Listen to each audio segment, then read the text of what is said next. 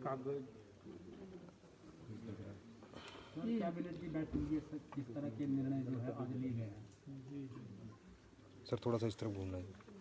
आज हिमाचल प्रदेश मंत्रिमंडल की बैठक मुख्यमंत्री आदरणीय ठाकुर जयराम जी की अध्यक्षता में जो है संपन्न हुई, जिसमें सर्वप्रथम हिमाचल प्रदेश विधानसभा के पूर्व विधायक श्री राकेश वर्मा जी के तथा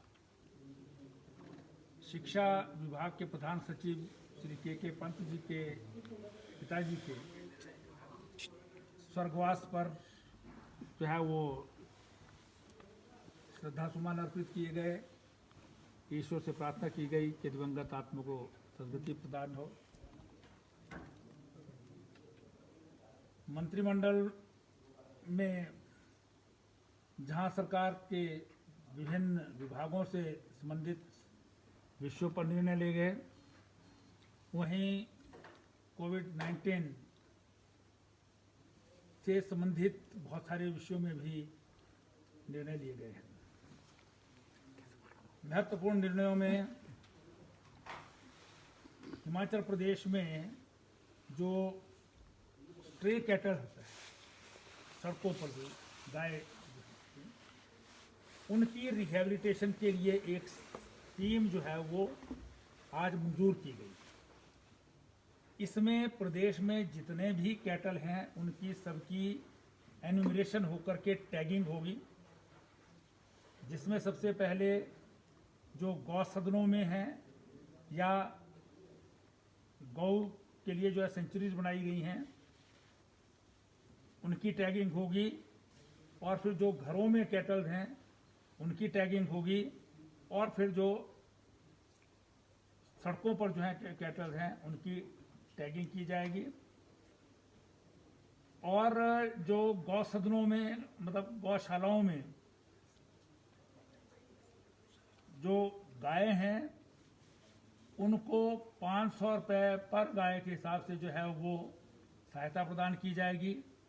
और जो सड़कों पर गाय स्ट्रे कैटल है उनको जो है वो उनमें से भी जितनी जितनी कैपेसिटी उन गौशालों में होगी उनको जो है वो गौशालों में स्थान देने के लिए उनको कहा जाएगा, और टैगिंग के बाद उनकी भी उसी प्रकार से जो है वो 500 के हिसाब से जो है वो पर कैटल दिया जाएगा। तो ये एक स्ट्रे कैटल की दृष्टि से जो है वो एक बहुत बड़ा निर्णय आज कैबिनेट ने लिया है। इसी के साथ जो है वो देहरा में, जिला कांगड़ा के देहरा गोपीपुर में जो है वो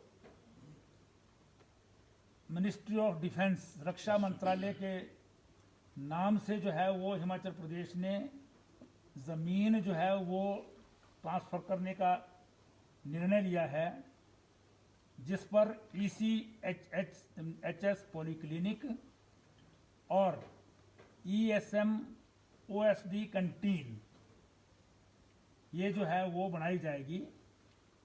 ये जो हमारे पूर्व सैनिक हैं और सर्विंग जो हमारे सेना के जवान हैं, अधिकारी हैं, उनके बहुत सारी जो है वो ज़रूरतें पूरी जो है वो इससे होती हैं, इसलिए उन सब के मदद करने के लिए जो है ये ज़मीन हस्तांतरण जो है वो प्रदेश सरकार ने किया है। इसी के साथ एक इवैक्यू प्रॉपर्टी जो है वो पूरे प्रदेश में है, उसके बहुत सारे जो है वो प्रमुख रूप से शिमला में केसेस थे जो विभिन्न कोर्ट्स में चल रहे हैं। इसके अतिरिक्त शिमला के लोअर बाजार में, शिमला की बाबा मार्केट में और एरोमा होटल्स के पास जो है लगभग 53 केसेस हैं, ऐसे दुकानें हैं इवैक्यूएटिव प्रॉपर्टी की, जिसका निर्णय 2012 में जो है वो उस समय की धूमल सरकार ने किया था कि उन लोगों को लीज पर दे दिया जाए। लेकिन बाद में वो कांग्रेस की सरकार ने निर्णय जो है वो उलट दिया था। वो आज जो है निर्णय किया गया है जिसमें सभी लीगल ओपिनियन इत्यादि लेकर के, क्योंकि वो ज़मीन का जो मालिकाना है वो तो केंद्रीय सरकार के पास है, लेकिन उसकी मैनेजमेंट जो है वो प्रदेश सरकार को हैंडओवर की गई है और प्रदेश सरकार जो है उसकी फर्दर मैनेजमेंट करेगी। तो निर्णय लिया गया है कि उन को जो है वो किराएदारी जो है इसमें दी जाए, जिसकी प्रोसेस जो है वो पीडब्ल्यूडी के रेट्स के हिसाब से जो है वो उसमें की जाएगी। ये एक बहुत बड़ा, बहुत पुराना निर्णय है जो आज जो है वो मंत्रिमंडल ने किया है। इसके अतिरिक्त एक शिक्षा विभाग ने मंत्रिमंडल के सम्मुख जो है प्रदेश के प्राइवेट स्कूलों को फीस किस आधार पर ली जाए उस पर भी मंत्रिमंडल ने निर्णय लिया है कि सभी स्कूल ट्यूशन फीस ही ले सकेंगे। ट्यूशन फीस पिछले वर्ष के मुकाबले बढ़ाई नहीं जाएगी। साथ ही साथ ऑनलाइन जो पढ़ाई कराई जा रही है वही ट्यूशन फीस ले सकेंगे और किसी को भी फीस ना देने के कारण जो है वो ना तो ऑनलाइन पढ़ाई से रोका जा सकेगा और ना ही जो है वो उनके खिलाफ किसी प्रकार का कोर्सिव जो है वो मेथड अपनाया जाएगा। इसमें और भी बहुत सारी गाइडलाइंस हैं और साथ ही ये भी कहा गया कि सभी स्कूल जो टीचिंग और नॉन टीचिंग एम्प्लॉयज हैं उनको निकाल नहीं सकेंगे, उनको सैलरी रोक नहीं सकेंगे, उनकी सैलरी कम नहीं कर सकेंगे और उसका प्रबंध जो है वो मैनेजमेंट्स जो है वो करेंगे, चाहे वो ट्यूशन से हो या अपने फंड्स के द्वारा हो, क्योंकि ये संकट काल है, महामारी है, सारी वैश्विक महामारी का काल है जिसमें सबको जो है बराबरी की भागीदारी करने की आवश्यकता है। इसके अतिरिक्त जो है कुछ स्पेशल लैंड एक्विजिशन की यूनिट हैं जो नालागढ़ में है एक यूनिट और दूसरा जो है वो अपना जो है अलग इसमें बिलासपुर इत्यादि में जो करते हैं वो दोनों यूनिट जो है वो उनको एक्सटेंशन 1 साल के लिए और दे दी गई है जब तक ये काम जो है जो 4 लेनिंग इत्यादि का है, एक्विजिशन का है, वो चलता रहेगा, वो उनको आगे जो है बढ़ा दिया गया है। इसी प्रकार से हिमाचल प्रदेश में जो है वो बहुत सारे लोग जो हैं वो इथाइल अल्कोहल इत्यादि जो है वो स्पिरिट्स जो है वो उसकी प्रोक्योरमेंट करते हैं अलग अलग परमिट्स के ऊपर। तो ऐसे कुछ यूनिट्स हैं जैसे पिछली बार जो हैं जो बनाते हैं सैनिटाइज़र, उनको जो है वो 4.5 रुपया बढ़ाया गया था, लेकिन उसमें कुछ जो है डिस्टिलरीज इत्यादि हैं जो दूसरे लाइसेंस के अंदर काम करती हैं D2 के अंदर, वो जब L19A के लाइसेंस उन्होंने भी लेने शुरू किया और सैनिटाइज़र बनाना शुरू किया, तो सैनिटाइज़र जो वो बनाएंगे उनके ऊपर भी 4.5 रुपया बाकियों के हिसाब से जो है वो बढ़ा दिया गया है। हमारे जो जिलाधीश हैं सारे हिमाचल प्रदेश में, जिनको डिस्ट्रिक्ट मैजिस्ट्रेट्स की पावर है, धारा 144 CRPC के अंतर्गत उनकी ये शक्तियां जो हैं वो फर्दर बढ़ा दी गई हैं। 30 जून तक जो है वो इन शक्तियों का प्रयोग जो है वो कर सकेंगे। इसी प्रकार से जो है वो Lal Bahadur Shastri government degree college और हॉस्पिटल नेरचौक जो है मंडी में, उसमें BSc नर्सिंग की सीट्स जो पहले 40 थी उनको 60 कर दिया गया है, वो बढ़ा दी गई हैं।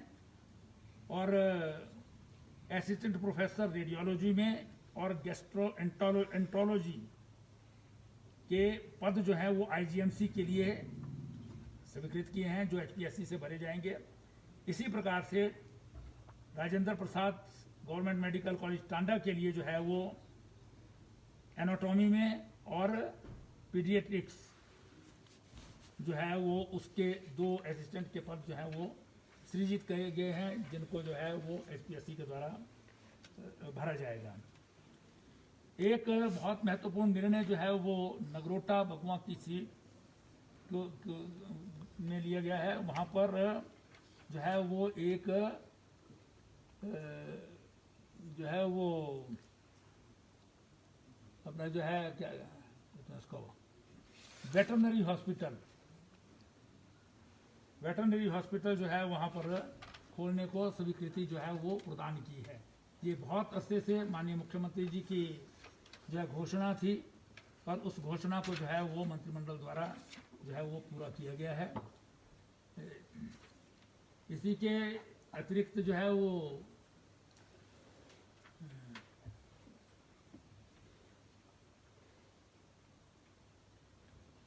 हाँ, एक बहुत महत्वपूर्ण निर्णय जो है वो, क्योंकि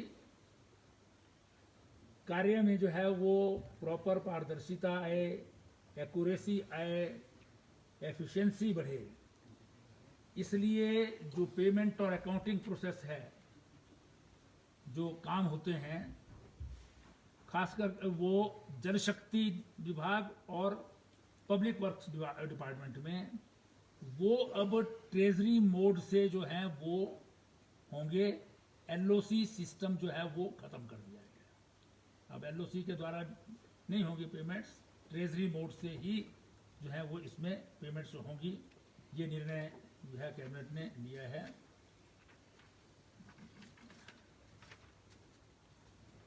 इसके अतिरिक्त कैबिनेट में जो है वो कोविड-19 को लेकर के जो अभी तक की कार्रवाई है उससे संबंधित जो है वो हमारे एसीएस हेल्थ ने प्रेजेंटेशन दी और दूसरी प्रेजेंटेशन कितने लोग जो हैं वो प्रदेश में आए या प्रदेश से जा रहे हैं, क्या क्या जो है वो उनके लिए व्यवस्थाएं की गई हैं, उन सब की प्रेजेंटेशन प्रिंसिपल सेक्रेटरी रेवेन्यू ओंकार शर्मा जी ने दी है। और इसी प्रकार से जो है वो प्रेजेंटेशन ट्रांसपोर्ट के जो प्रिंसिपल सेक्रेटरी हैं जेसी शर्मा जी ने, उन्होंने भी जो है वो सारी ट्रांसपोर्ट व्यवस्था पर जो है एक प्रेजेंटेशन दी है। इन सब चीज़ों की प्रेजेंटेशंस को देखते हुए मंत्रिमंडल ने निर्णय लिया है कि 60% कैपेसिटी पर 1 जून 2020 से प्रदेश में सभी स्थानों पर बसें चलेंगी, प्राइवेट भी और पब्लिक भी। Full freight? हाँ, फुल फ्रेट चलेगा, लेकिन डिस्टेंसिंग, सोशल डिस्टेंसिंग मेंटेन करते हुए। और कंटेनमेंट जो जोन है वहाँ से ना बोर्डिंग होगी ना वहाँ पर कोई उतारा जाएगा। क्रॉस कर सकती हैं वहाँ से, लेकिन कोई वहाँ पर जो है वो नहीं होगा। बाकी पूरे प्रदेश में जो है चलेगी। इंटर स्टेट जो है वो नहीं चलेगी। एसी बसें नहीं चलेंगी। टैक्सीज और ऑटो, उनको परमिशन दे दी गई हैं, वो आज ही हो जाएंगी, तो शायद सोमवार मंगलवार के बाद जो है वो चल सकेंगे। उनको पास की जरूरत नहीं पड़ेगी? हाँ, उनको पास की जरूरत नहीं पड़ेगी पूरी स्टेट में, पूरी स्टेट में चल सके। लेकिन उनको भी सोशल डिस्टेंसिंग, जितने पैसेंजर उसमें अलाउड हैं वही ले जा सकेंगे उसको। Private vehicle? प्राइवेट व्हीकल भी ऑफकोर्स वो सारा पूरे प्रदेश में जो है वो चलेगा। पब्लिक ट्रांसपोर्ट कितना चलेगा सर? पब्लिक ट्रांसपोर्ट पहली जून से कितना चलेगा? 100%। आप यहाँ रहो ना, थोड़ी दूर से पूछ रहे हैं, सुन नहीं रहे हैं। फीसों को लेकर जो निर्णय और इसके अलावा जो है वो महत्वपूर्ण निर्णय ये है कि saloons, barber shops social distancing maintain करेंगी, गाइडलाइंस उनको इशू की जाएंगी। उन गाइडलाइंस के हिसाब से जो है वो काम करना प्रारंभ कर देंगे। कब से? और अभी से तुरंत जो है परसों से ही हो जाए, कल संडे है।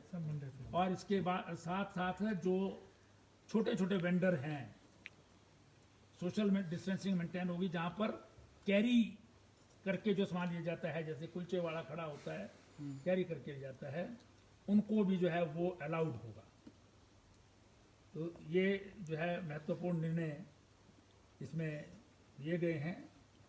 इकोनॉमिक रिवाइवल के लिए जो एक मंत्रिमंडलीय समिति बनी थी, उसके रिकमेंडेशंस और टास्क फोर्स की प्रेजेंटेशन आगे मोस्ट प्रोबेबली बुधवार को स्पेशल मंत्रिमंडल की बैठक में चर्चा भी होगी, प्रेजेंटेशन भी होगी और उसमें निर्णय भी होंगे। शॉपिंग मॉल सर क्या वो भी चलेंगे या नहीं, वो तो अभी तक जो केंद्रीय सरकार से ऊपर नहीं जाएंगे। जो केंद्रीय सरकार की जब तक जो गाइडलाइंस हैं उसमें शॉपिंग मॉल बंद हैं। उसमें कैरी होम जो है वही हो सकता है, बैठ के आप कोई चीज़, रेस्टोरेंट वगैरह खुलेंगे नहीं, मॉल खुलेंगे नहीं, जिम खुलेंगे नहीं। जो भी आपकी सोशल डिस्टेंसिंग मेंटेन नहीं हो सकती वो चीज़ें अभी कुछ नहीं खुलेंगी। अभी तो जो चीज़ें, ये चीज़ें सैलून और ये जो छोटे वेंडर हैं, ये केंद्रीय सरकार की गाइडलाइंस में है। उसमें हम ज़्यादा नहीं बढ़ सकते हैं, इससे कम अगर चाहें तो हम कर सकते हैं। तो अभी तक हमने वही रोक रखा था। अब जो है वो लगा है कि इसको शुरू कर देना चाहिए। और सोशल डिस्टेंसिंग जो है वो सबको मेंटेन करनी होगी, मास्क पहनने होंगे और बाकी गाइडलाइंस जो हैं, जो इशू होगी, उस गाइडलाइंस का पालन पूरा जो है वो करना होगा। स्पेशल कैबिनेट सर इसी बुधवार को होगी। हाँ, मोस्ट प्रोबेबली बुधवार को हो सकती है, आगे पीछे भी एक आधे दिन हो सकती है, लेकिन सलून के लिए क्या गाइडलाइंस है सर इसमें कुछ? अब वो गाइडलाइंस तो इशू करेंगे, डिपार्टमेंट इशू करेगा। सलून स्पा सभी रहेंगे बार्बर हाँ जी, हाँ, बार्बर और सैलून, हाँ हाँ। सर, जो फीसों को लेकर निर्णय लिया गया है, ये कब से कब तक रहेगा, कितने मंथ के लिए रहेगा, आगे भी रहेगा, किस तरह? ये आपको जो है वो गाइडलाइंस इशू किया, उसमें पूरा ऑर्डर है वो, उसमें डिफरेंट चीज़ें हैं, वो उसमें सब चीज़ें लिखी हैं कि कब से कब रहेगा, कौन सी चीज़ ले सकते हैं, कौन सी नहीं ले सकते हैं वो, तो वो सब उसमें जो है किया है। सर, सोशल मीडिया में एक खबर वायरल हो रही है कि चर्चा चल रही है कि 24, 25, 26 तारीख को हिमाचल प्रदेश में पूर्णतः लॉकडाउन रहेगा। पता नहीं, ये आप किसी मीडिया में चल रहा होगा। अभी तक ऐसा कोई मंत्रिमंडल ने कोई निर्णय नहीं लिया है और इस तरह की अफवाहों पर जो है किसी प्रकार का मैं कमेंट करना जो है वो शायद जो है, मुझे लगता है कि ऐसा प्रश्न करना और ऐसा जवाब देना भी जो है वो तो ही नहीं। स्पोर्ट्स एक्टिविटीज का क्या ऐसे लोगों के अफवाहों के ऊपर जो है कोई जवाब नहीं सर, ऐसे लोगों के खिलाफ कार्रवाई की जाएगी जो लोगों को गुमराह करते हैं जी?